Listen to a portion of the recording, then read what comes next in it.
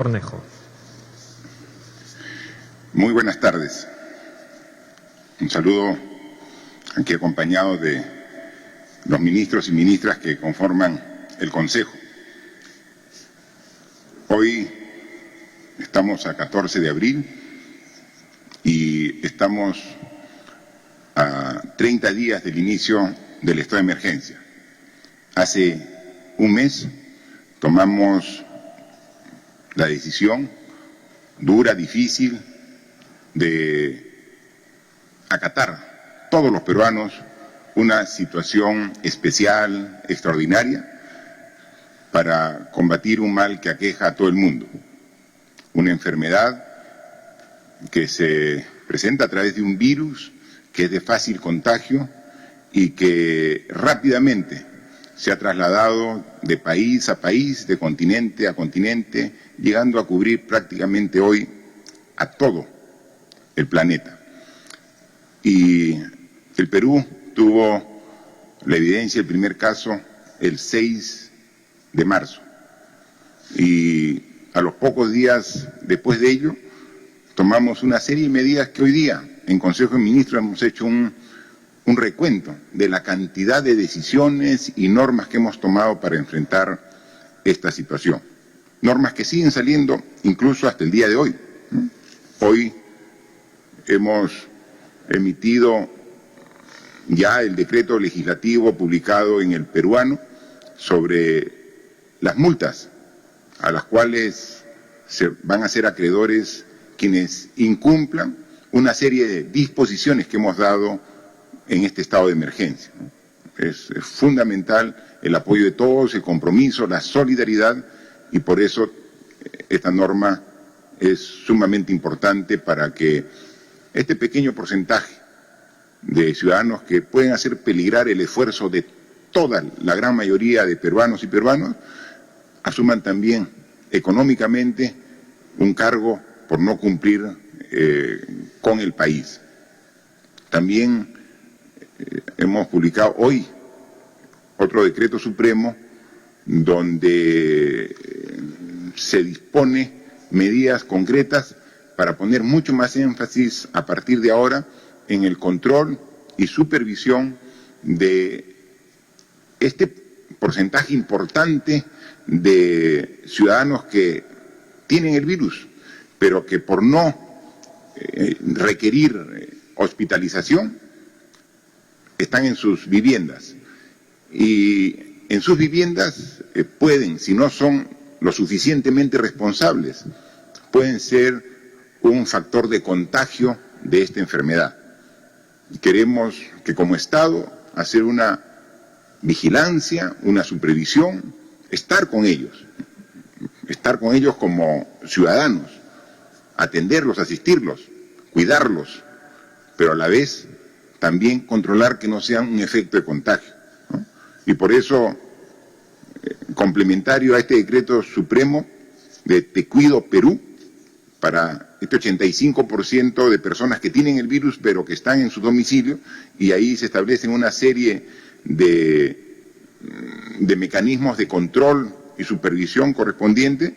Hay otro decreto supremo que permite en esta estrategia que INDECI pueda llevar alimentos a las viviendas de estos ciudadanos que están con el virus, para que no haya ningún pretexto de salir de su domicilio y poder sacar el virus y seguir contagiando a más gente. O sea, es un esfuerzo muy grande para lograr los resultados que todos queremos, ¿no? En una primera instancia hemos puesto el esfuerzo mayor en las personas que con el virus requieren una atención hospitalaria. Hemos incrementado de manera significativa nuestra capacidad de respuesta en todos los hospitales que van a atender el COVID-19.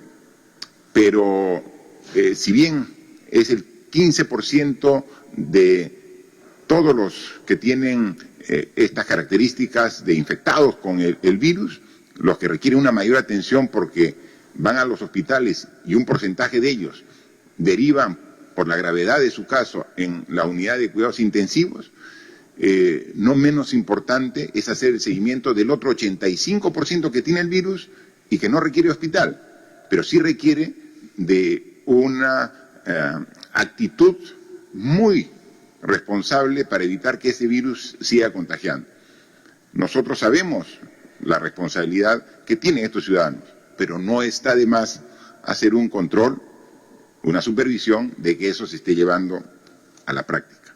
En consecuencia, estas normas son las que están saliendo el día de hoy. Hoy también acabo de firmar un decreto supremo, el 079, donde se transfiere 21 millones de soles adicionales a la Contraloría General de la República, precisamente para que haga este control concurrente, simultáneo, al sector público, gobierno nacional, gobiernos regionales, gobiernos locales, en esta etapa de emergencia nacional.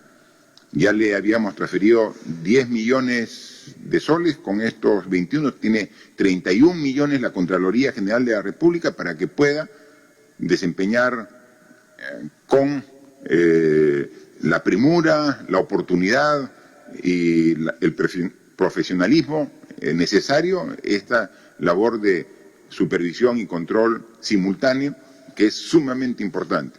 Hemos visto que ya hay algunas denuncias de corrupción. Es así, siempre existe gente buena, comprometida, responsable, pero también hay gente mala que trata de aprovecharse de cualquier circunstancia. Para ellos necesitamos este elemento de control necesario y que pueda, de esta forma, la Contraloría, con los recursos económicos que nos ha solicitado, hacer la función que corresponde, ¿no? Manifestarles también que el informe que tenemos del Ministerio de Salud al día de hoy, hemos superado las 100.000 pruebas en el Perú. Exactamente, las personas muestreadas son 102.216.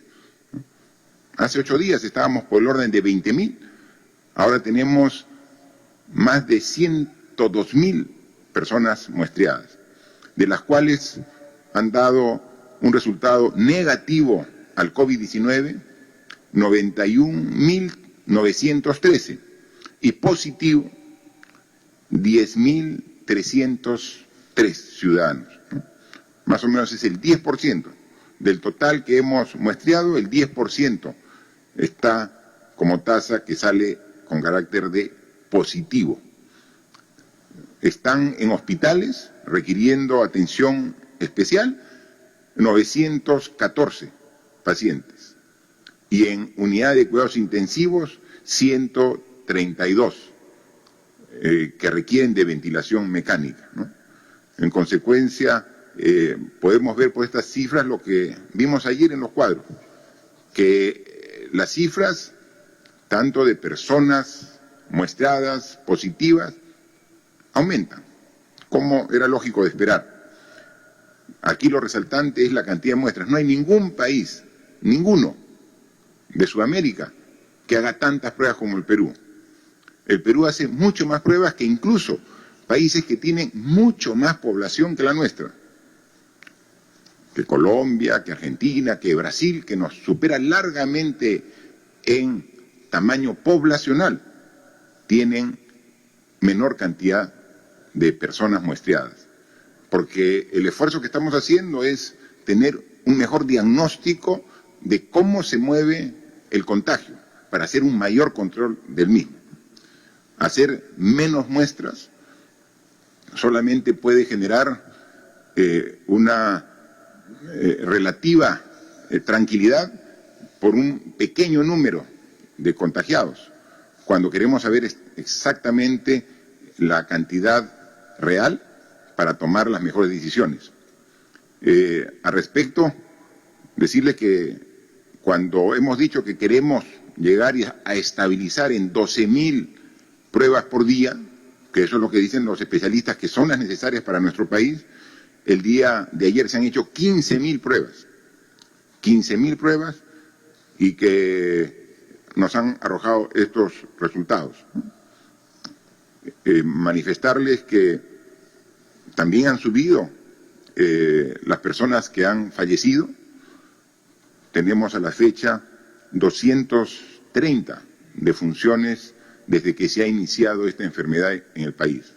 Es un número alto y, como siempre, nuestras condolencias a los familiares de todas las personas que fueron contagiadas con este virus y que, a pesar del esfuerzo que hizo el Estado y el sistema de salud, no se pudo salvar su vida.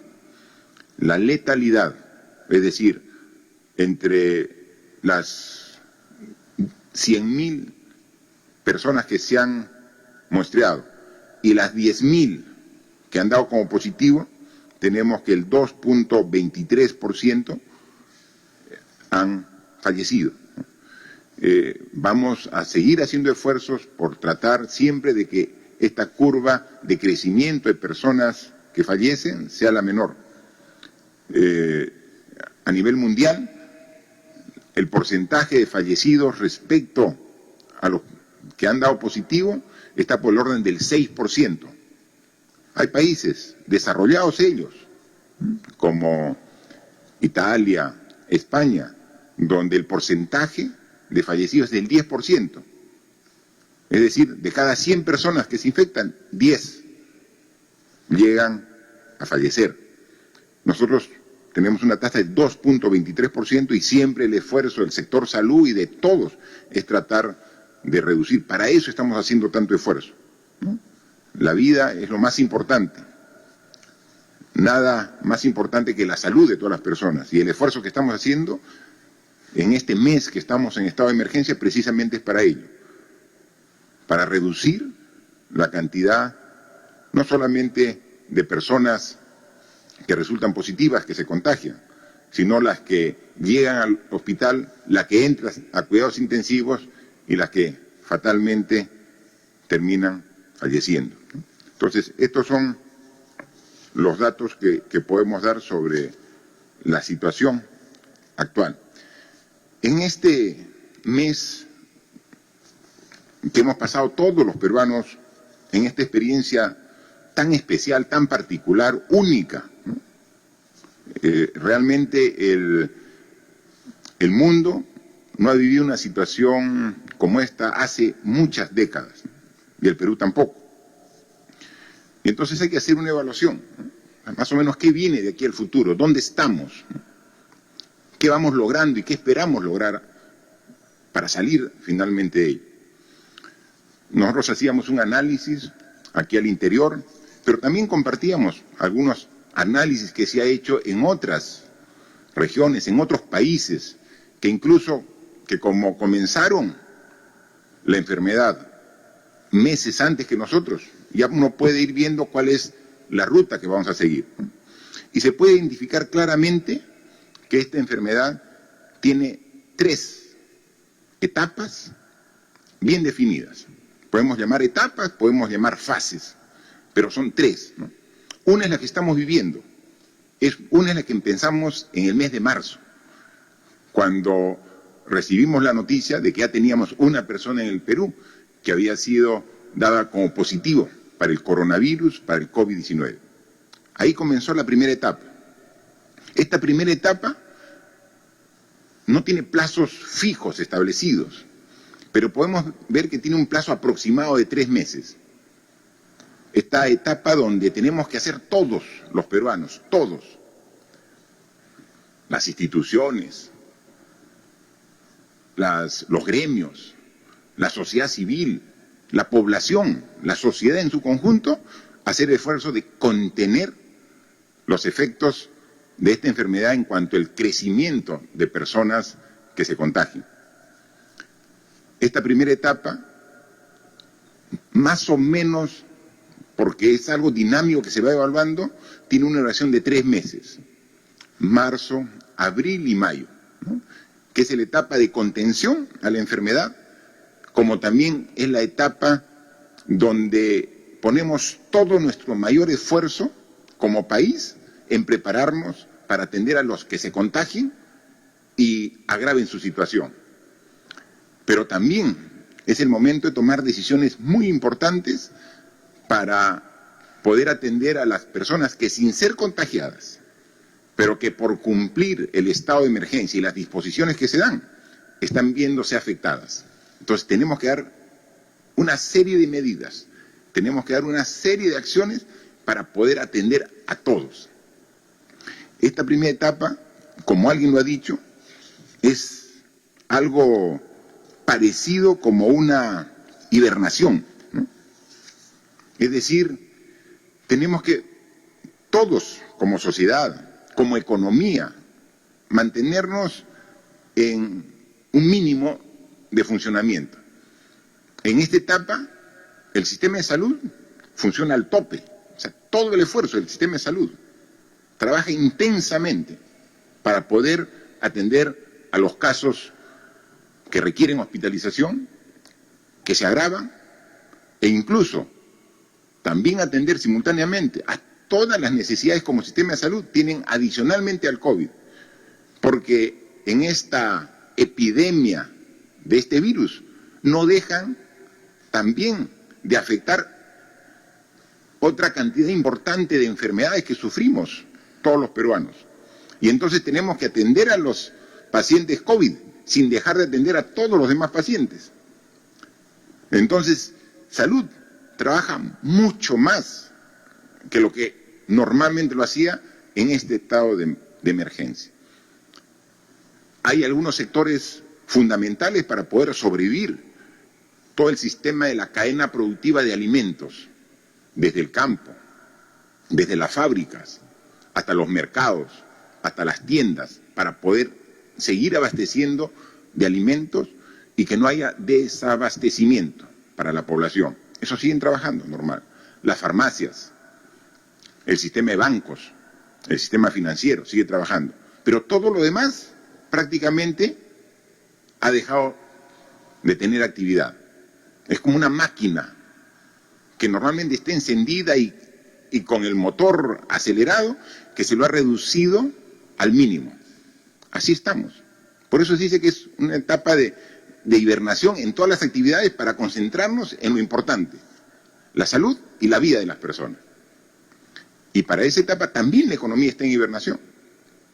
Entonces es el momento en que tenemos que hacer uso de los recursos que teníamos guardados como país, pero también como familias, como personas, porque no hay ingresos, o los ingresos son limitados, porque estamos semi-paralizados como país.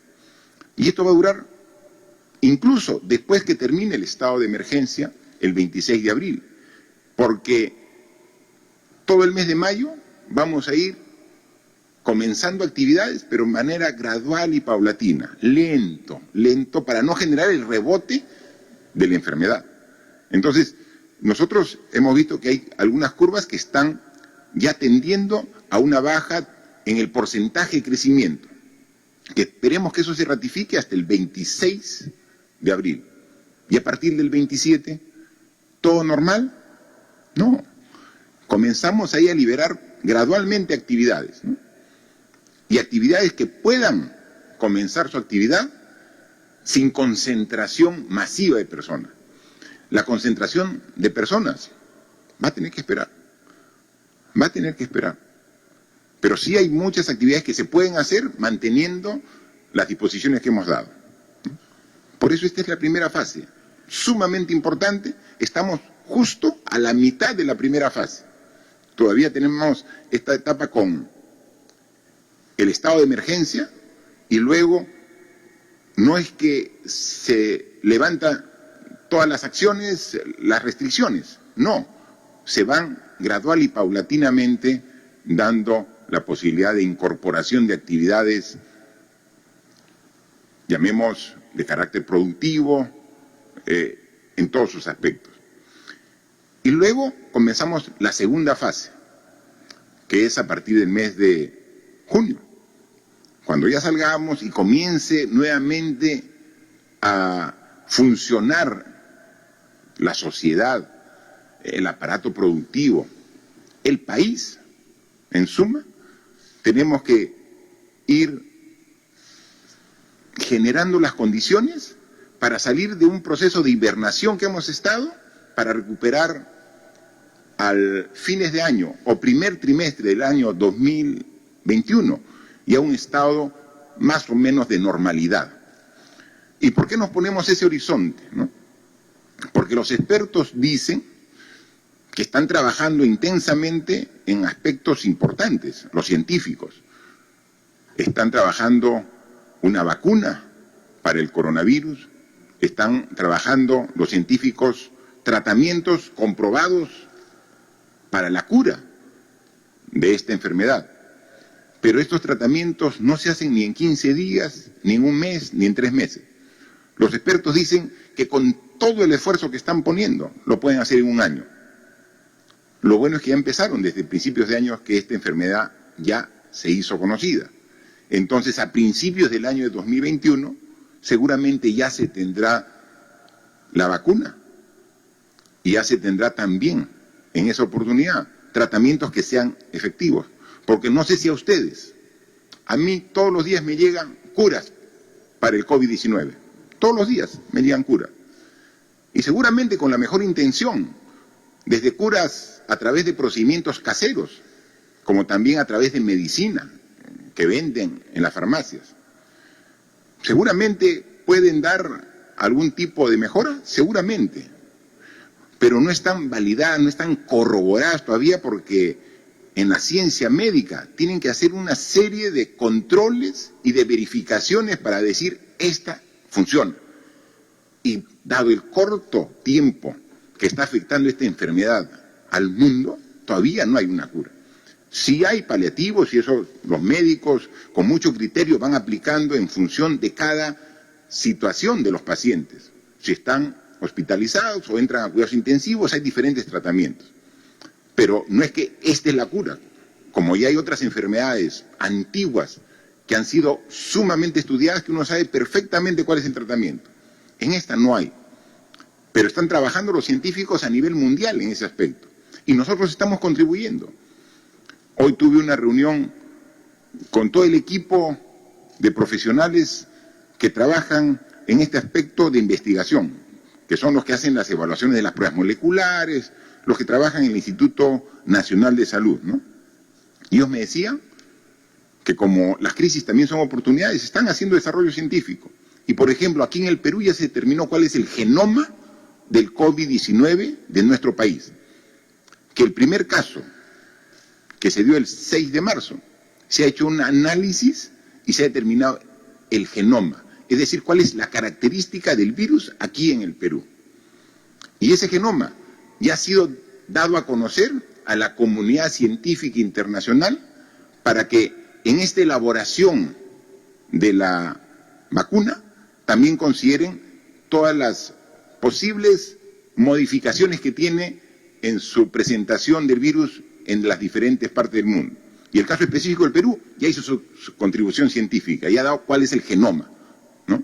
Y lo bueno que me dicen es que el virus felizmente muta, pero no cambia su estructura, tiene una estructura estable, lo que va a permitir que para el próximo año, porque se están trabajando, tienen que hacer la prueba de laboratorio primero, y luego de la prueba de laboratorio tienen que hacer la prueba ya en seres vivos, y luego en seres humanos. Todo eso toma meses, y sumando todos esos parámetros, llegan a un año trabajando con todo el esfuerzo.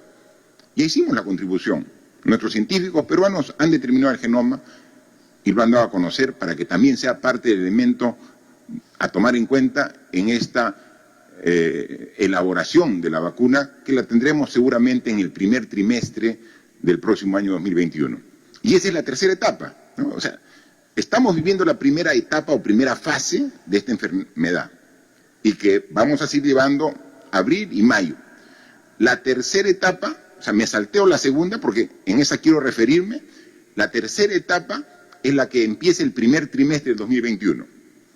Ahí vamos a estar con vacuna, con la población que ya tiene, también ha generado un proceso de inmunización propia que el organismo va, aquí el organismo se va defendiendo y la ciencia ayuda a través de la vacuna o también de medicamentos probados que van para lograr el objetivo.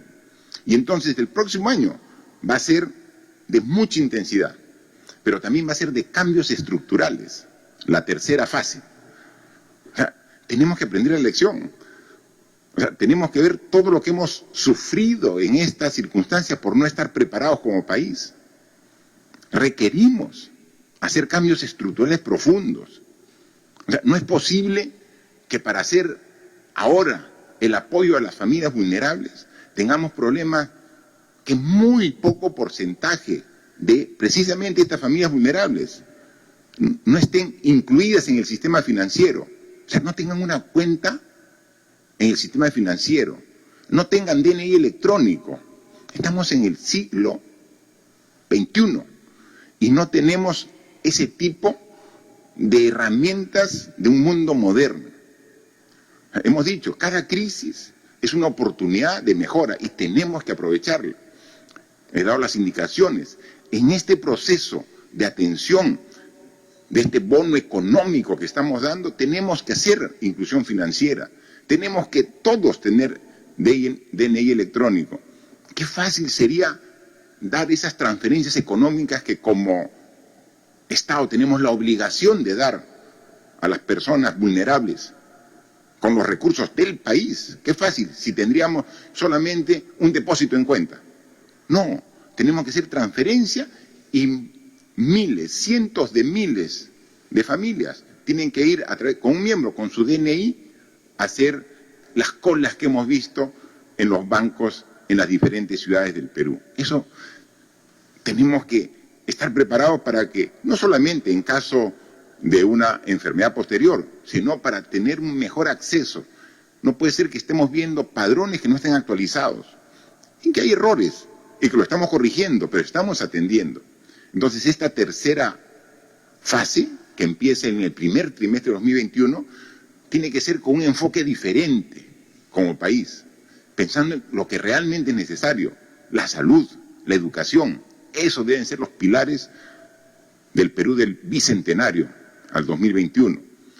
Si alguien dudaba de ello, ahora creo que no tenga dudas. O sea, con lo que estamos sufriendo por no haber valorado lo que realmente es importante. Eso tiene que hacer. Ese es el planteamiento a partir del 2021. Y esa tercera fase nos va a encontrar con proyectos ambiciosos para hacer todas las dificultades que vamos a pasar ahora en este mes y en los siguientes, para que luego podamos hacer un rebote y salgamos fortalecidos enorme en nuestro país para lograrlo. Tenemos ingentes recursos, pero el más importante, el recurso humano tan importante y necesario para poder salir de esta crisis. Y esa es la tercera fase. Y en esa tercera fase también no hay que dejar de tener presente que en abril del año 2021 son las elecciones generales, donde elegiremos al nuevo presidente, vicepresidentes y al nuevo Congreso de la República. Y ahí tenemos que ser claros en decir que la democracia también se tiene que fortalecer. Yo veo difícil, y hay que ver, y hay que hacer un acuerdo político, porque según el cronograma estaba previsto que en este año iba a haber elecciones, las elecciones primarias, pero ¿podría haber elecciones primarias en estas condiciones? Entonces tendría que haber qué se hace al respecto. Pero eso sí, lo digo con claridad y enfático, que las elecciones generales se tienen que llevar a cabo en abril del año 2021, porque el problema ya estará superado en ese momento y sí será posible llevar elecciones. Y obviamente ratifico que no seré candidato, porque yo cumplo no solamente lo que está establecido en la ley, sino cumplo también mi palabra siempre. Por eso es que todas las decisiones que tomo como presidente y como gobierno nunca son pensando en qué ventaja podría tener una futura elección, que no voy a participar, pero que sí voy a apoyar para que sean unas elecciones limpias, donde los peruanos elijan al presidente que realmente requiere nuestro país. Pero eso es parte de la tercera fase. O sea, nos va a encontrar con una economía que tengan la seguridad, vamos a crecer a partir de este año. Este año es el año difícil de todo el mundo y que nos exige esfuerzo realmente grande que debemos tener todos los peruanos. Tenemos que sacar energías de donde no hay. Más de uno me dice, el presidente a veces se lo ve cansado. Seguramente. Trabajamos intensamente, dando todo nuestro esfuerzo. Y vamos a seguir en esa línea. Pero sí, a veces podemos sentirnos cansados, pero nos recargamos inmediatamente y renovamos nuestro compromiso y nuestra vitalidad, porque aquí todos tenemos que dar hasta lo más profundo que tenemos. Entonces, esa tercera fase ya la venimos preparando, tenemos los proyectos grandes, importantes, tiene que haber un cambio de enfoque, tiene que haber un cambio estructural, tenemos que, por ejemplo, estar preparados para una mejor educación, y esta necesidad ahora, fruto de la obligación de las circunstancias de tener que hacer educación remota con muchas dificultades, fruto precisamente de la necesidad. Vamos a aprovecharla de la mejor manera y va a ver que la educación va a dar un salto cualitativo, porque vamos a hacer uso de todas las herramientas del Internet, que no llega a toda la población estudiantil ahora, pero esa es nuestra meta para el próximo año. Entonces este año va a haber con deficiencias, y las cubrimos, las suplimos las deficiencias en educación, con los medios de comunicación, con la televisión, con la radio. Comenzamos con 200, 300 radios, ahora hay más de 1000 radios que están apoyando a la educación.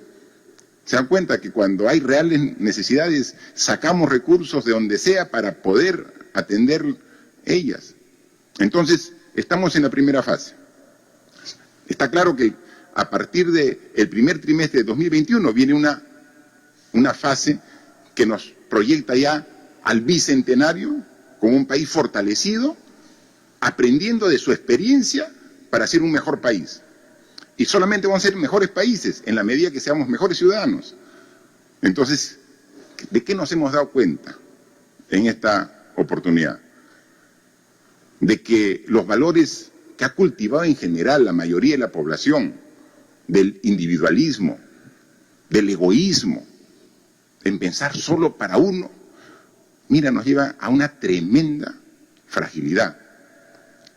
Y que los valores que te permiten atender este tipo de demandas son los de solidaridad, de respeto, de compromiso, de lealtad. O sea, esos son los valores que los que debe primar individualmente, familiarmente y socialmente, ¿no? Entonces, tenemos que aprender la lección.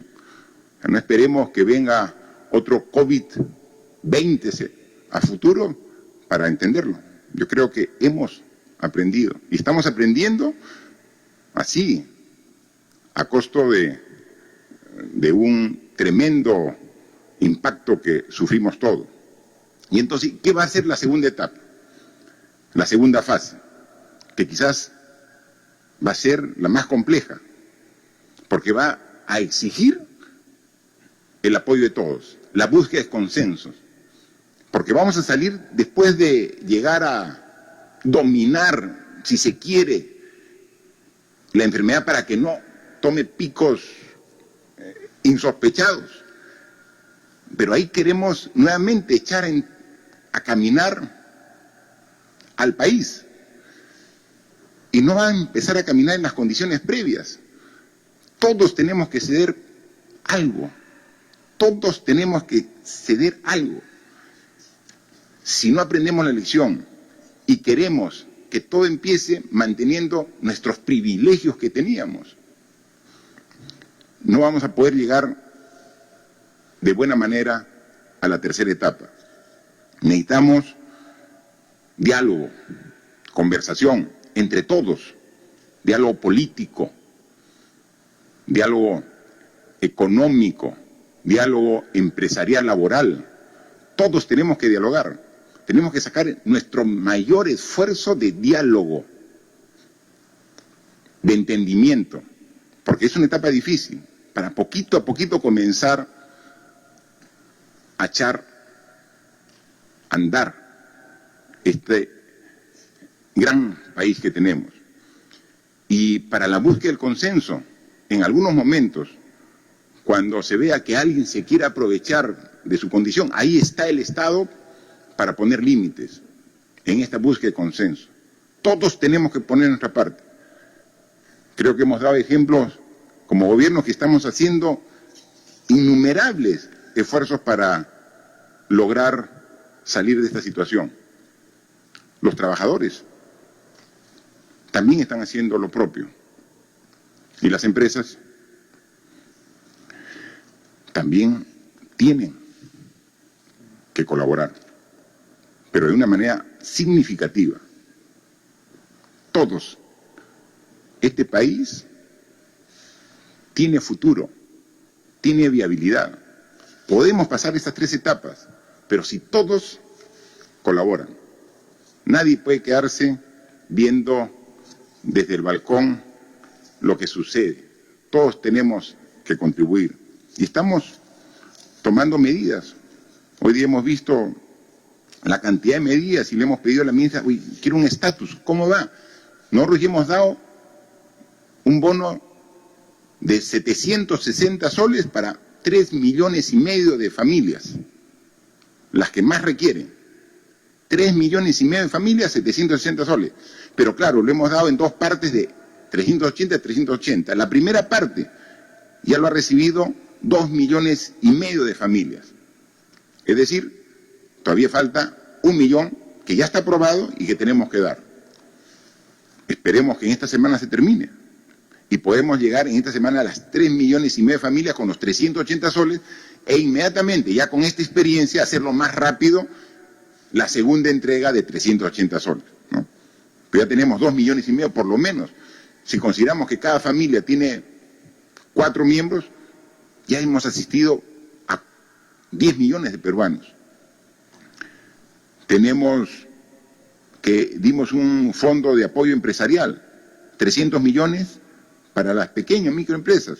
Ya se ha dado 72 millones a más de 9.800 empresas que han acogido. Pero sin embargo lo que se tiene, que la demanda es superior. Hemos dicho, esto necesita ajuste. Si falta, tiene que dar. Y entonces va a haber un segundo bono mucho más generoso para que las pequeñas y microempresas puedan ser atendidas. Yo le digo, ¿cómo van las canastas que dimos el presupuesto a los alcaldes? De 213 millones que hemos transferido a los alcaldes de todo el Perú, 1.874 alcaldes. 61 millones ya se han gastado, el 28%. Esperemos que también puedan agilizar los alcaldes para llegar a toda la población. En consecuencia, tenemos nosotros aquí un importante cuadro que hemos visto. ¿Cuánto ya hemos destinado a este esfuerzo para enfrentar el COVID-19, ¿no? En la atención inmediata de la emergencia. Yo recuerdo que cuando estuve el 6 de marzo indicando que íbamos a hacer el esfuerzo necesario, que no íbamos a escatimar acciones para atender esta emergencia, nos dijeron que no, que era muy poco. En ese momento tenía 3 millones de soles. Decía, ¿qué va a hacer con 3? Absolutamente insuficiente. Pero hemos comenzado en la atención inmediata de la emergencia y hemos asignado 1.300 millones de soles. Para fortalecimiento de los servicios de salud, 857 millones. Y tenemos el desagregado. Yo le voy a pedir que la ministra nos prepare, tal como lo ha expuesto hoy día acá al Consejo de Ministros, una presentación así, bien clara, bien objetiva, para que también por intermedio de los medios de comunicación hagamos llegar a todos los peruanos y peruanas el esfuerzo que estamos haciendo. 857 millones, fortalecimiento de salud. Para limpieza en el sector educativo y de transporte, 235 millones. Orden público y traslado de ayuda humanitaria, 178 millones. Tasa arancelaria cero a importación de medicamentos. Esto ha costado 33 millones. Suma 1.300 millones. Soporte a las familias. Para atención a personas en situación vulnerable, 3.178 millones. 3.178 millones. Nos tiene que hacer el desagregado para que diga exactamente dónde está yendo cada sol, que es de todos los peruanos. Para apoyo al trabajador, 853 millones. Alivio tributario y otras medidas, 910 millones. Luego, acá están también lo que hemos liberado, que es del propio trabajador. O sea, recursos que es del propio trabajador, pero que tenía candados, no lo puede usar. CTS, AFP, es del propio trabajador. Si nosotros estamos haciendo un esfuerzo, también darle la posibilidad que en este momento difícil, en este momento de emergencia, puedan usar sus recursos en CTS, AFPs, ONPs, suman como 13.000 millones de soles, ¿no? Entonces, esto es muy importante, que no solamente dar las normas, publicarlas, procesarlas, sino que se conozcan, entonces para que a través de los medios de comunicación puedan hacer llegar, ¿no? Entonces, tenemos claridad de lo avanzado, tenemos claridad de lo que se viene en el corto plazo y el gran esfuerzo que requiere de todos los peruanos en este corto plazo. Y tenemos también la claridad y la seguridad que en una tercera fase esto se va a revertir y vamos a salir con toda la fuerza que nos caracteriza a los peruanos para forjar el país que todos queremos, pero con la aplicación de las lecciones que nos ha dado esta circunstancia, con el cambio de paradigma, con el cambio de mentalidad, pensando, no solamente como es un dicho del gobierno, en el Perú primero, pensando en las personas primero. Así que tenemos una ardua tarea, un gran trabajo, pero tenemos la convicción y la voluntad de hacerlo. Por el Perú, con todo este equipo, como están comprometidos todos los peruanos. Lo dejaría para que nos haga saber las preguntas que nos ha hecho llegar la prensa. Gracias, señor presidente. Iniciamos entonces la ronda de preguntas virtuales. La primera pregunta es de Radio Satel de Lampa, Puno. La pregunta es sobre el tránsito de personas entre turistas y ciudadanos en el interior del país durante el aislamiento social. ¿Cómo se realiza el control? Teniendo en cuenta que 2 ciudadanos dieron positivo a la prueba rápida en Puno. Han pasado todos los controles de la Panamericana Sur desde Lima hasta Puno en todo el rigor de la inamovilidad el último domingo. ¿Cómo se realiza el control en las carreteras? El Congreso de la República aprobó el retiro del fondo del 25% de las AFPs. ¿Cuándo se firmará? Gracias. Aquí está hablando básicamente del control de las carreteras, que a pesar del esfuerzo que hace la Policía Nacional, siempre, a veces son burladas y permiten este tránsito. Yo quisiera que responda esta pregunta el ministro del Interior, y dado que él fue el encargado de la norma para estas multas a los que incumplan las obligaciones de cada ciudadano en esta emergencia, en este estado de emergencia, nos explique un poco sobre estos dos aspectos, ¿no? Sobre esta respuesta y sobre cómo va a ser el tratamiento de las multas para los que incumplan. Por favor. Muchas gracias, presidente. Justamente la pregunta tiene relación con lo que hoy día se va a publicar, el decreto supremo que reglamenta el decreto legislativo donde faculta a la policía para imponer multas a las personas que quebrantan la cuarentena. Hay varias causales para imponer la multa. Una de ellas es circular en la vía pública sin estar autorizado y desempeñar actividades que tienen relación con la cuarentena misma. Otra causal es circular en la vía pública sin el uso de mascarillas. Circular en la vía pública 1, 2 o 3 o 4 personas. Solo se autoriza a una persona del grupo familiar para que pueda hacer compras de víveres o medicinas. Violar la cuarentena o la inmovilización social obligatoria Y los domingos, como es todo el día, también estas personas están incursas en esa violación, si así lo hacen. También se está sancionando con multa a las personas que asisten a mercados y supermercados sin guardar el distanciamiento social de 1 metro. Y correspondiendo a la pregunta, los controles se hacen en los retenes que tiene la policía y la Fuerza Armada, que están distribuidas en todo el territorio nacional. La policía interviene en un vehículo y solo están autorizados los vehículos que transportan cargas y mercancías. Está prohibido el transporte interprovincial de pasajeros. En este caso, nosotros hasta el momento, como Policía y Fuerza Armada, estamos interviniendo el día ayer nada más 1.400 vehículos a nivel nacional. Y esta es una advertencia para los infractores, para el chofer y las personas que son transportadas como carga. Están violando una disposición del gobierno y una cuarentena. Se van a hacer pasibles de sanción económica, una multa que oscila entre el 2 y el 10% de la UIT, de tal forma de que esa multa debe pagarse en el plazo de 5 días hábiles.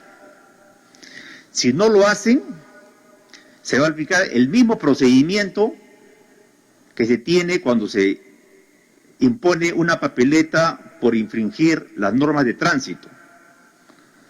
Pero adicionalmente, estas personas, por el DNI, van a ser prohibidas de hacer transacciones bancarias, inscripción en los registros públicos o trámites en la notaría, de tal forma que si no pagan y son omisos al pago, van a tener una especie de sanción civil efectiva.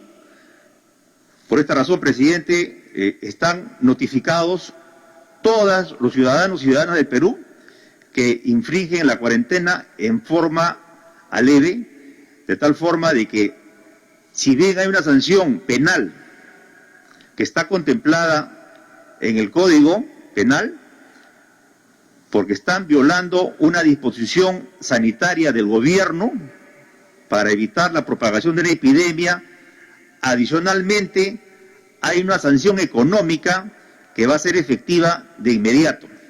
Eso es lo que puedo afirmar. Gracias, ministro.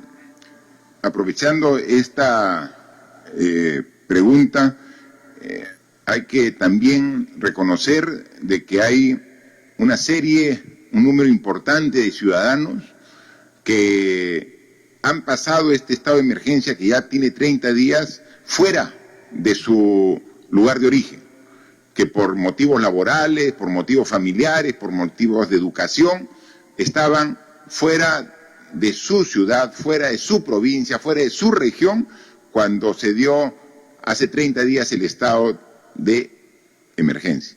Y entonces han esperado con mucha paciencia este tiempo, lo cual reconocemos, pero también tienen necesidades de retornar a su hogar, a su ciudad. Ahí necesitamos un trabajo conjunto entre el Poder Ejecutivo, entre nosotros, pero también necesitamos de todas maneras a la autoridad regional, a la autoridad local, al alcalde, al gobernador. Tenemos que ver un mecanismo para poder llevarlos cumpliendo la seguridad que establece el Ministerio de Salud. Hay que ver un sistema para poder hacer una evaluación de las personas que tienen necesidad de retornar a sus lugares de origen, para que obviamente evitar lo que queremos con estas medidas, de que el contagio se aumente, que el virus se traslade. Entonces hay que buscar la forma, pero necesitamos ese compromiso y esa participación de la autoridad regional y local. Hay un caso específico actualmente en la carretera central, que hay que atenderlo, y hay que ver una salida adecuada, pensando la parte humana, pensando la parte de salud, pensando el bien de ellos, pero también el bien de todos.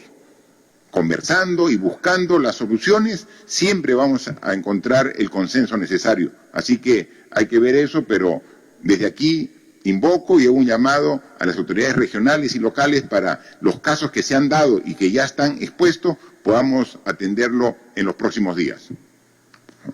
La siguiente pregunta es de Radio Exitosa.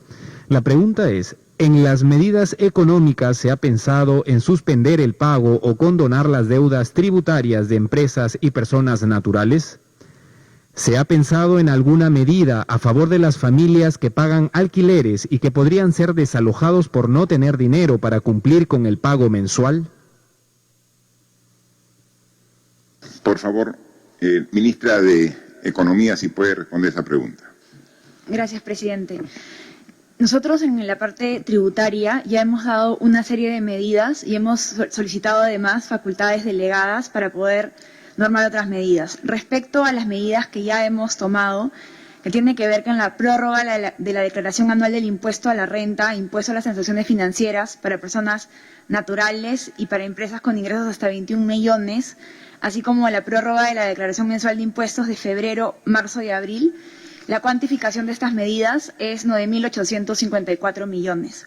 A esto se le suma la liberación anticipada de detracciones por 726 millones y la devolución automática de los impuestos retenidos en exceso a las personas naturales en el 2019 por 110 millones. Esas son las medidas que ya hemos tomado, pero hemos pedido facultades delegadas y las medidas que vamos a proponer tienen que ver con la suspensión y o reducción de los plazos a cuenta del impuesto a la renta de empresas afectadas, el fraccionamiento de la deuda tributaria con tasas de interés muy bajas, la devolución del IGB de la adquisición de bienes de capital para que incluso abarcaría las empresas medianas, y además vamos a prever ampliar el periodo de arrastre de pérdidas en el impuesto a la renta para las pérdidas que tengan las empresas en el 2020. A estas medidas transversales se suman medidas sectoriales que estamos evaluando, sectores como el turismo o las industrias artísticas que se están viendo afectadas, y ahí se están evaluando algunas medidas tributarias específicas para su periodo de reconstrucción. Sobre el tema de los alquileres, acá es un tema que tenemos que abordar con pinzas. ¿Por qué? Porque primero tienen que ver con contratos entre privados, por eso es que el Estado tiene que ser bastante prudente, pero el segundo tema es que también hay un tema de cadena de pagos. Los gastos que alguien hace en sus alquiler son ingresos de otras familias. Por eso es que en este caso de los alquileres hemos venido evaluando medidas, pero estamos evaluando, y cualquier medida que tengamos tiene que ser muy prudente para no afectar la cadena de pagos. Muy bien, muchas gracias. Por favor, siguiente pregunta. La siguiente pregunta es de Radio Santa Rosa. La pregunta dice: los mercados y supermercados se han convertido en foco de infección del coronavirus. Hay denuncias que algunos trabajadores de estos centros de expendio han dado positivo al coronavirus. ¿Se ha pensado hacer pruebas rápidas al personal que expende productos de primera necesidad para dar tranquilidad a la población y fiscalizar la limpieza y desinfección de estos lugares? Por favor, ¿cuál es la forma del uso de las pruebas, tanto moleculares como rápidas, que ya, como hemos informado el día de hoy, hemos superado las 10.000 pruebas por día, ¿no? Por favor, señor ministro. Gracias, señor presidente. Como hemos venido explicando en sucesivas oportunidades, la prueba rápida es complementaria a la prueba molecular.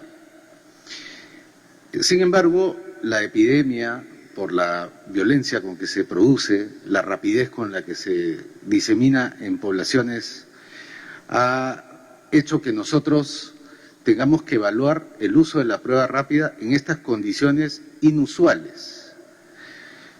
Como lo han hecho otros países, el Instituto Nacional de Salud acaba de terminar un estudio para ver la eficacia del uso comparado de prueba rápida y prueba molecular en estas condiciones, que no son iguales a las condiciones regulares de atención en hospitales o centros de salud en tiempos, entre comillas, de paz. Y hemos recibido las primeras conclusiones en el sentido de que en estas condiciones, tanto las pruebas moleculares como las pruebas rápidas tienen la misma eficacia en términos de diagnóstico, tanto individual como poblacional. Me explico. En el caso de las pruebas moleculares, pierden su capacidad diagnóstica, no porque la prueba en sí sea mala, sino porque las condiciones en que se toma la muestra del paciente generan mucho error. En cambio, la prueba serológica no está sujeta a ese error, sin embargo, tiene menor eficacia porque la prueba en sí misma es menor, es complementaria a la primera. Ese estudio se está presentando el día de hoy en una reunión de ministros de salud de las Américas con la finalidad de poder presentar evidencias que sirvan para cambiar las guías de la Organización Mundial de la Salud, que como ya ustedes saben, venía recomendando las pruebas rápidas como un complemento. Nosotros proponemos en el Perú que la prueba rápida en condiciones de epidemia no sea considerada complementaria, sino equivalente a la prueba molecular.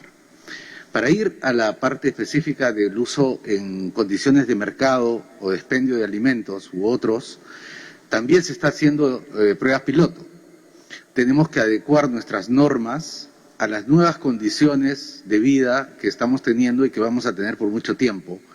Entonces los protocolos de salud y seguridad en el trabajo tienen que ser modificados. ¿Cómo se modifican? Con las evidencias, con la práctica, y actualmente lo estamos haciendo en algunos expendios para poder regularlo en el futuro. Claro, no vamos a esperar mucho tiempo para que estas se pongan en marcha y ya tenemos los resultados iniciales. Gracias, ministro, por favor. La siguiente pregunta es de Sol TV de La Libertad.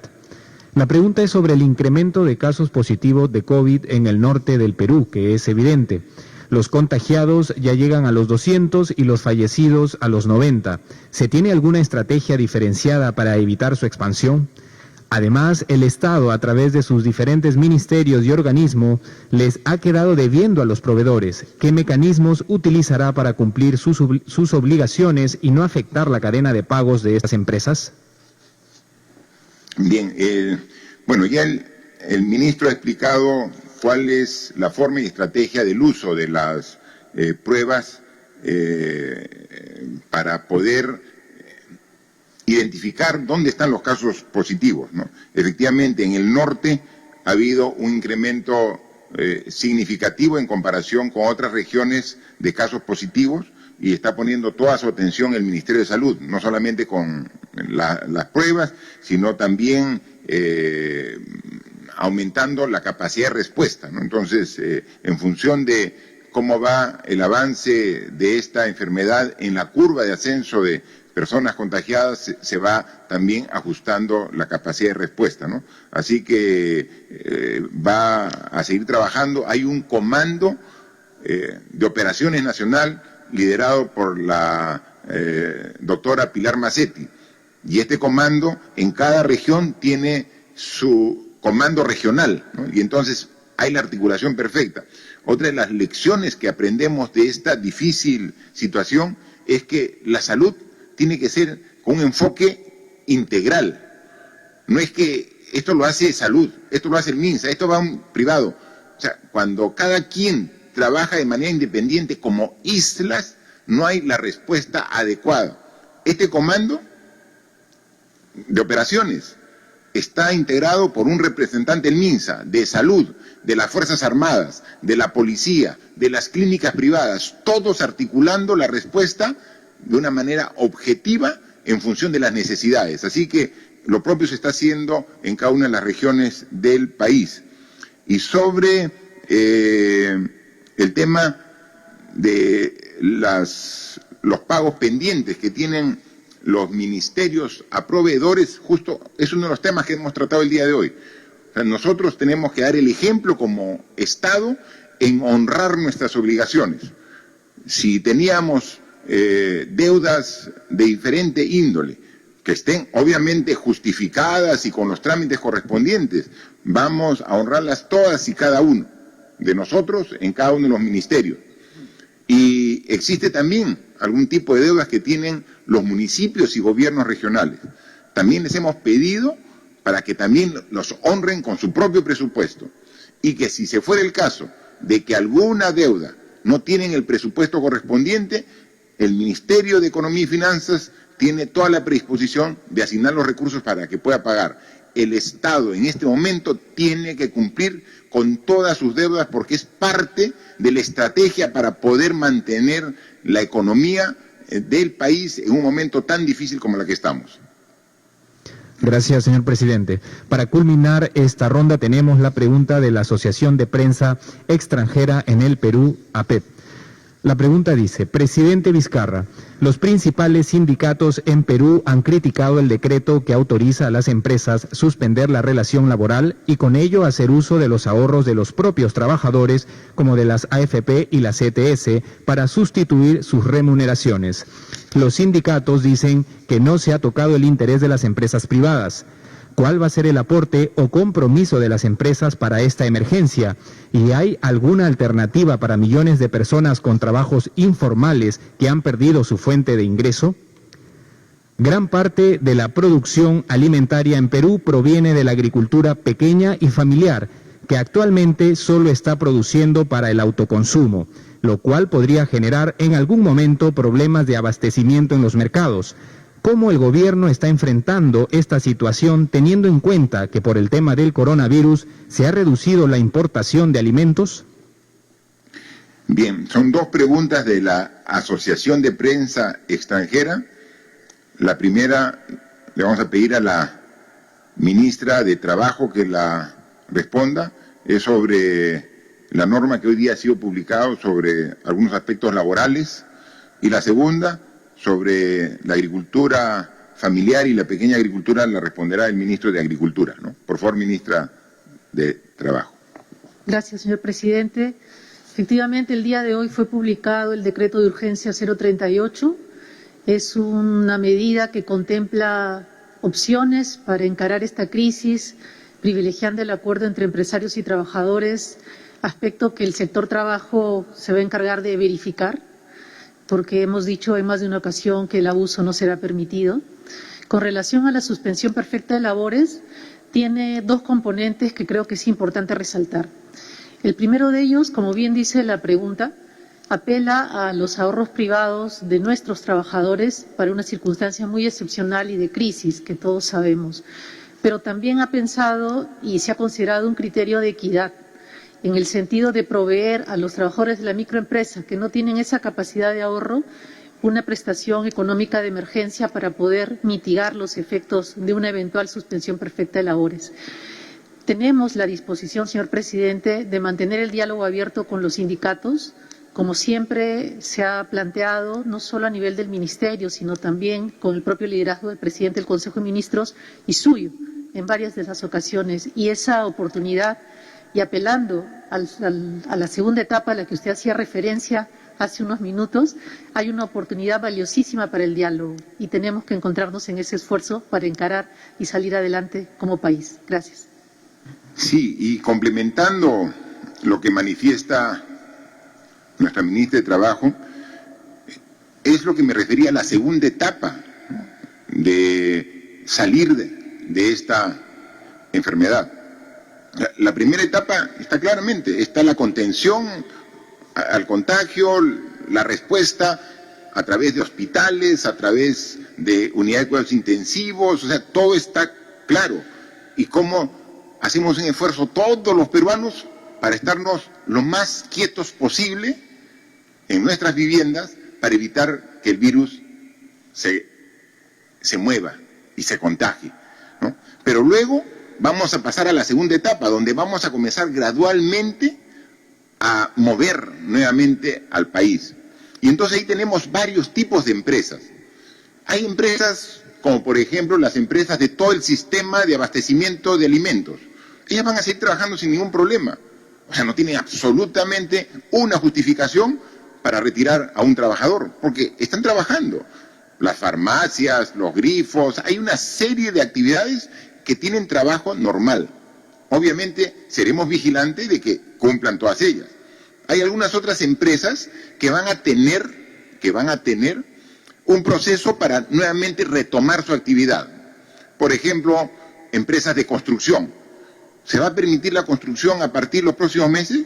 Sí, pero vamos a tener que hacer un protocolo de seguridad, de que no haya aglomeración de gente, puede ser la construcción de una carretera, un puente, donde el personal está distante. Trabaja uno en una máquina, entonces tiene que haber una prueba, control de temperatura de los trabajadores antes de empezar la jornada, después, para ver si alguno hace fiebre, hacer un protocolo de pruebas al personal, pero va a haber, entonces en construcción, ¿va a haber trabajo? Sí va a haber trabajo. Va a tener un pequeño inicio lento, hasta que se haga el protocolo y sea autorizado por el Ministerio de Salud y pueda trabajar. La agroindustria, la agroexportación va a trabajar, los productos, los trabajadores de la pesca van a continuar trabajando y van a generar también esta dinámica económica, ¿no? Entonces, se da cuenta, gran parte de las empresas van a tener una actividad y ahí estará vigilante el Ministerio de Trabajo para ver de que se cumplan todas las normas laborales. Pero existe también alguna, y tenemos que ser claros, o sea, a mí siempre he hablado muy claro y directo con la población, siempre. Existen algunas empresas que van a pasar meses sin tener un solo ingreso, porque lo que está prohibido en esta segunda etapa es las aglomeraciones. Se va a retomar la actividad gradual, pero sin aglomeraciones. Y entonces, por ejemplo, un restaurante ¿va a poder seguir atendiendo a su gente normalmente? No va a poder seguir atendiendo a su gente algún restaurante. O un cine, donde se concentran en reducidos espacios una cantidad grande de personas. Si logra eso, alguien está infectado, infecta a media sala, por su proximidad y por lo cerrado, por la falta de ventilación que tienen precisamente ese tipo de ambientes. Entonces, ese tipo de actividades van a tener que esperar un tiempo. Es lo que obliga la situación actual. Y entonces, esas empresas, ¿qué pueden hacer mientras tanto? Lo que harían es, las cerramos y los trabajadores nos desentendemos. Queremos evitar eso. O sea, queremos decir, oye, no, momentito. Aquí el Estado tiene que atender a esos trabajadores, por lo menos con lo mínimo indispensable, con una canasta básica familiar que son los 760 soles. O sea, queremos, entonces es una salida pensando en el trabajador en los casos específicos donde se compruebe que no se puede realizar una actividad, porque la misma situación lo impide. O sea, aquí lo que estamos pensando es en el trabajador, en él estamos pensando. Y esa es la propuesta que hacemos. Aquí cada vez que hemos tenido que poner en la balanza el bien de las personas, con algunos casos particulares, con el bien de la empresa, siempre hemos escogido el bien de las personas.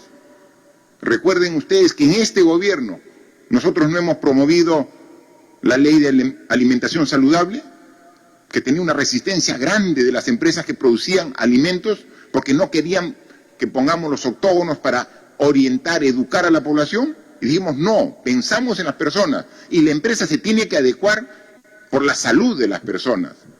Nosotros no hemos promovido y sacado la ley de medicamentos genéricos, cuando en las farmacias venden los medicamentos de marca a precios 10 o 20 veces superior. Sí, eso le puede afectar a la empresa, sí pues, pero pensamos en la población. Nosotros no hemos como gobierno promovido y dado la ley antimonopolios, la que regula las fusiones, para que no haya dominio de mercado de un solo grupo económico y que después no haya competencia. ¿Cuánto tiempo han estado esas normas y no se promulgaban? Y nosotros las hemos hecho pensando en la población, y también cada una de las normas las hacemos pensando en la población, pero tenemos que reconocer, y en eso yo pido madurez a todos, tenemos que reconocer el difícil momento que vamos a tener en esta segunda etapa, cuando podamos establecer parámetros de contagio y de respuesta y queramos nuevamente comenzar, a trabajar, tenemos que buscar consensos, negociación en el buen término de la palabra, juntarnos todos y pensar en el Perú. Y si algo tengo que ceder como trabajador, tendré que ceder, pero también cómo cedes como empresa, cómo cedemos como instituciones. Eso es lo que requerimos. Eso es lo importante de lo que nos va a tomar hasta el fin de año, que sí vamos a comenzar a caminar gradual y progresivamente, pero tenemos que buscar ese consenso que es fundamental. Y nosotros estaremos como Estado vigilantes que en este proceso de diálogo, de búsqueda de consensos, no se cometan abusos, porque nosotros tenemos claro qué cosa debemos lograr. El bienestar dentro de las limitaciones y las dificultades de todos los peruanos. Por favor, el ministro de Agricultura para la segunda respuesta. Buenas tardes, señor presidente. Al respecto, con relación a la pregunta, podemos mencionar que durante la cuarentena o aislamiento social se han dispuesto medidas para facilitar que nuestros productores de manera permanente puedan abastecer a los principales mercados, tanto mayoristas, minoristas y en general. Siempre en la coordinación permanente con la organización de usuarios, junta de usuarios en este caso, los gremios, el acompañamiento de los gobiernos regionales, los alcaldes, la Policía Nacional, así también como las Fuerzas Armadas. Asimismo, se ha podido elaborar protocolos que permitan mitigar o reducir los riesgos de contagio que han sido trabajados también de manera conjunta. Algo importante que bien lo menciona es en el sentido de que necesitamos justamente establecer medidas de reactivación. Ya usted lo dijo, presidente, con relación al bono agrario. Hablamos también de la ejecución de obras a través de núcleos ejecutores, actividades. Estamos trabajando ya créditos con tasas altamente flexibles, abonos, fertilizantes. Algo importante que se ha trabajado también es la suspensión del pago de la retribución económica por 6 meses a aquellos agricultores que tienen menos de 5 hectáreas. Estamos trabajando mucho en lo que son mercados itinerantes, entre otras medidas. Estas acciones permitirán prever la instalación de una nueva campaña, que es a la que se refiere. El tema del desabastecimiento no podría darse porque todas estas medidas que estamos justamente ya trabajando van a permitir instalar una nueva campaña y garantizar el abastecimiento. Otro tema importante, como usted bien lo menciona, presidente, es que frente a estos eventos, que son críticos, bastante delicados, también generan oportunidades. Y en este caso estamos aprovechando para que las organizaciones de usuarios se conviertan también en núcleos ejecutores o polos de desarrollo rural. Eso va a permitir tener una mejor articulación y un mejor desempeño cuando al sector se refiere, presidente. En cuanto a la pregunta, en tema de las importaciones, estas no han sido suspendidas, se mantienen tal igual.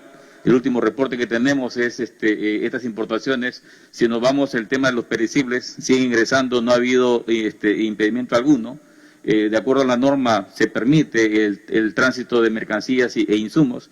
Y en ese sentido, no habría dificultad alguna en cuanto al abastecimiento, tal como señala esta pregunta. Gracias, ministro. Yo comenté al inicio que habíamos también sacado un importante decreto supremo que establece los mecanismos que como gobierno vamos a implementar para hacer un control mucho más minucioso, de detalle, de ese 85% de población que tiene el virus pero que no requiere un hospital. Y eso va a ser un equipo que lidera el Ministerio de Defensa, obviamente multisectorial, pero tiene que haber un responsable. En consecuencia, yo le pido al ministro de Defensa que nos amplíe al respecto los detalles de este trabajo y gran responsabilidad. Gracias, señor presidente. Compatriota, buenas tardes. Si bien es cierto, las medidas que hemos adoptado como gobierno y ha sido acatada por la gran mayoría de los peruanos de la inmovilización domiciliaria, y esto ha permitido tener controlado la cantidad de infectados y no que aumente en forma exponencialmente, hay otro escenario, como lo ha manifestado el señor presidente de la República, y él ya dio disposiciones la semana pasada y en consenso acá en el Consejo de Ministros se ha tomado la decisión de aplicar medidas mucho más específicas para el control de lo siguiente.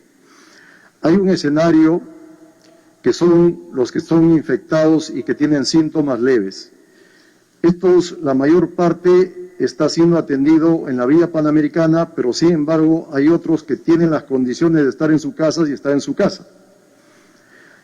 Los familiares que están atendiéndolo muy probablemente se contagien y sean muchos de ellos asintomáticos. Y al no tener los síntomas están saliendo de compras a los mercados, están yendo a los bancos y están dando lugar a una gran cadena de contagios que a su vez dan lugar a otros contagiados asintomáticos y la cantidad de asintomáticos está creciendo y no lo estamos controlando. Estas nuevas medidas están apuntando justamente a detectar a aquellas personas asintomáticas, a aislarlas para romper la cadena de contacto, pero no solamente aislarlos a los infectados, sino aislar a toda la familia y a todos los contactos que ha tenido este infectado.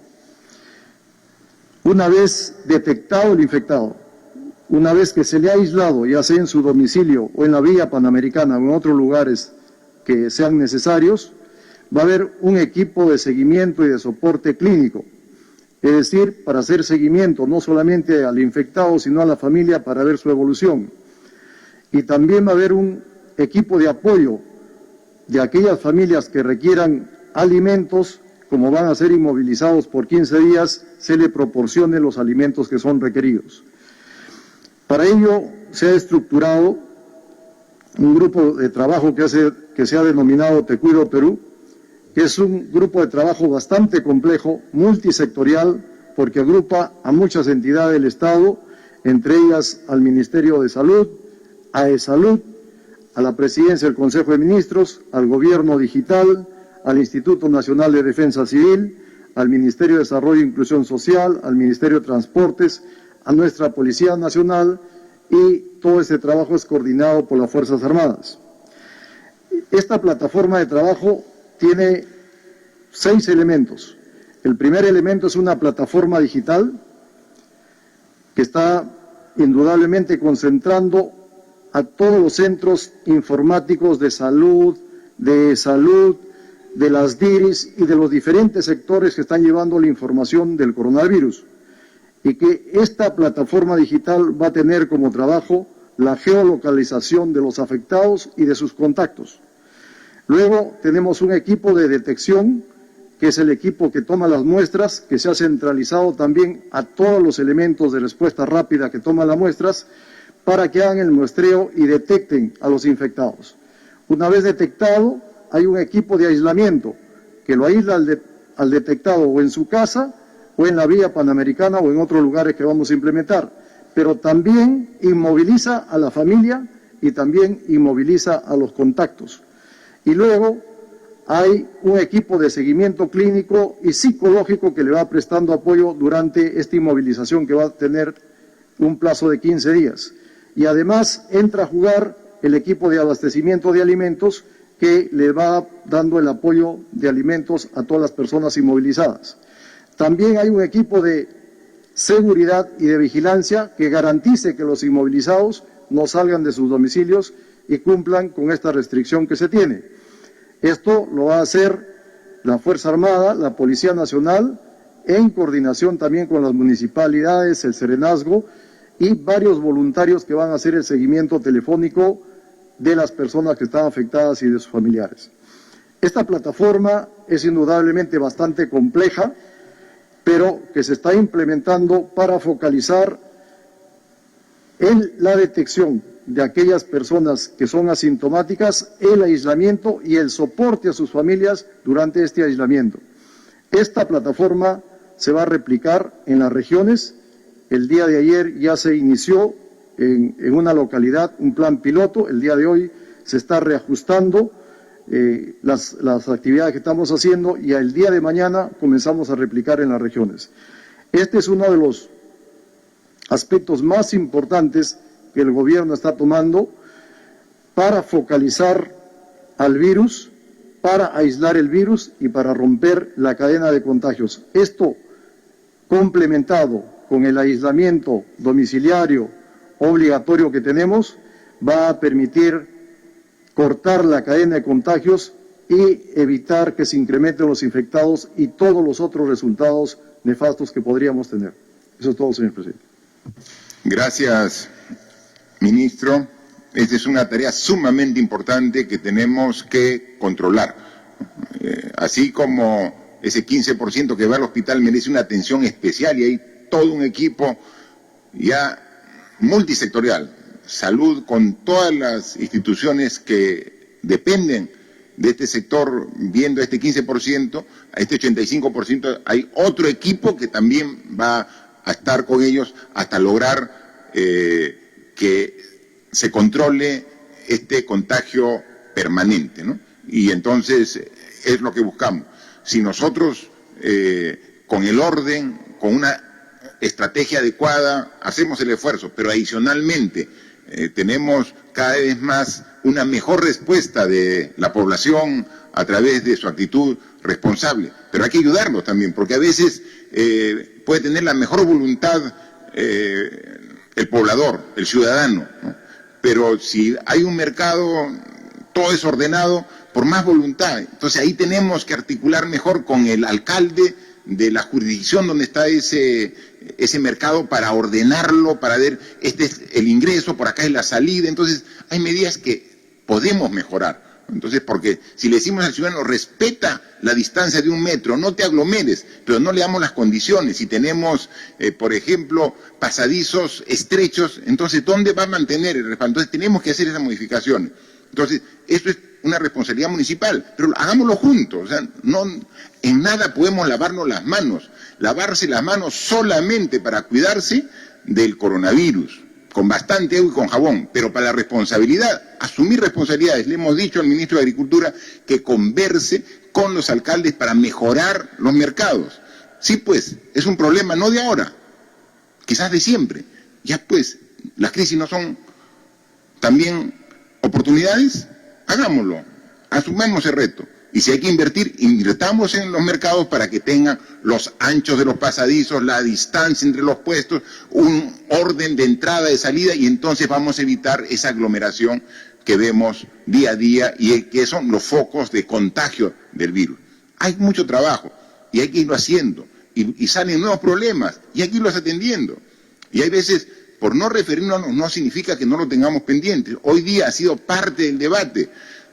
Ha intervenido la ministra de Ambiente, la ministra de Mujer, la ministra de Cultura, sobre el tema de comunidades nativas, ¿no? O sea, las comunidades nativas, por lo lejos que están, es difícil de atenderlas, ¿no? Y más aún en una época de inmovilización. Pero no es que por eso no las tengamos presentes y estamos estableciendo estrategias para llegar con el MIDIS, con Cultura, con Mujer y Poblaciones Vulnerables, con Ambiente, porque justamente tiene el conocimiento del territorio para verlo ello. Entonces, las comunidades nativas es ahorita, y hay que reconocerlo, un sector que no está siendo atendido como debiera y tenemos que corregirlo así, en el menor tiempo posible, y esa es una disposición que hemos dado aquí para corregirlo y inmediatamente actuar. Y hablando también de poblaciones en riesgo, tenemos que en este momento buscar mecanismos para, con el diálogo, que siempre es la mejor herramienta de búsqueda de soluciones cuando hay problemas de conflictos y temas sociales, es sobre un grupo de personas que quiere retornar principalmente a Huancavelica, ¿no? Y que está con un momento difícil tratando de verlo. Nosotros tenemos que saber a dónde va a llegar a Huancavelica. Podemos hacer el mecanismo para ver y conducirlo, pero tenemos que, por eso, con el gobernador de Huancavelica, establecer el vínculo, la relación estrecha, pero mientras que eso ocurre, que puede tomar un día, hay que atender a esta gente, darle las condiciones mínimas que requieren como seres humanos de atención. Por eso, en este momento estoy dándole este encargo a la ministra de Ambiente, ministra Fabiola Muñoz, para que se constituya precisamente donde está este grupo de personas para hablar. Y estoy seguro, entender el mecanismo que cuide su seguridad de estas personas, pero que a la vez también cuide la seguridad en cuanto a salud en este momento que estamos en momentos difíciles para controlar el contagio y la expansión del virus. Siempre hay formas de llegar a soluciones que sean en beneficio de todos a través del diálogo, a través de la búsqueda del consenso. Por eso, en representación del gobierno para que coordine con las autoridades de Huancavelica, pero principalmente con esta población. La ministra se va a constituir para estar allá en algunos minutos. En consecuencia, hay muchos temas que hay que estar viendo día a día y estamos aquí con el Consejo de Ministros en sesión permanente atendiendo las múltiples necesidades que se van presentando día a día, pero con la voluntad, la convicción de que si tenemos las ganas de resolver los problemas, lo vamos a hacer. Tema de voluntad, y tenemos la voluntad, las ganas y el esfuerzo para hacerlo. Muchas gracias. Señoras y señores, la conferencia de prensa ha concluido. Se agradece a los medios de comunicación nacional y extranjeros por las preguntas remitidas el día de hoy. Buenas tardes.